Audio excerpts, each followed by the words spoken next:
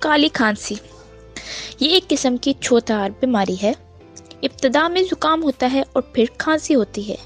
چونک کے دوران کھانسی سانس اندر کی طرف کھینچتے وقت ہونپ کی آواز آتی ہے، اس لیے اس کو انگریزی میں ووفنگ کف بھی کہتے ہیں۔ کھانسی کے دورہ کو ختم کرنے پر مریض کو کیا آتی ہے یا گاڑی تھوک یا بلغم باہر پھینکتا ہے۔ چونکا کھانستے کھانستے مریض کا رنگ نیلا ہو جاتا ہے، اس لیے اس کو کالی کھانسی کہتے ہیں۔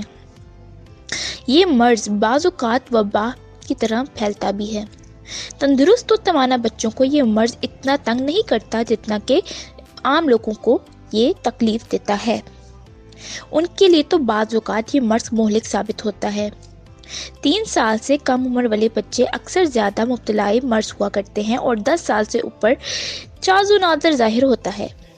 عمر بھر میں یہ مرض صرف ایک ہی مرتبہ ہوتا ہے، دوبارہ نہیں ہوتا۔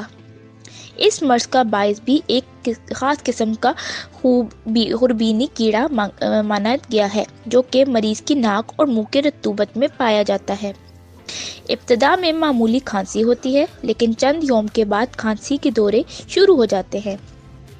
دم اندر کھینچتے وقت مریض کو بہت محنت کرنی پڑتی ہے اور ساتھ ہی ہونپ کی آواز پیدا ہوتی ہے۔ بعض اوقات ہونپ کی آواز پیدا بھی نہیں ہوتی۔ علاج ڈروسرا اس دوائی کا درجہ کالی کھانسی میں سب سے اول ہے اور بہت کیسوں میں یہ دوائی بہت کارآمد ثابت ہوتی ہے۔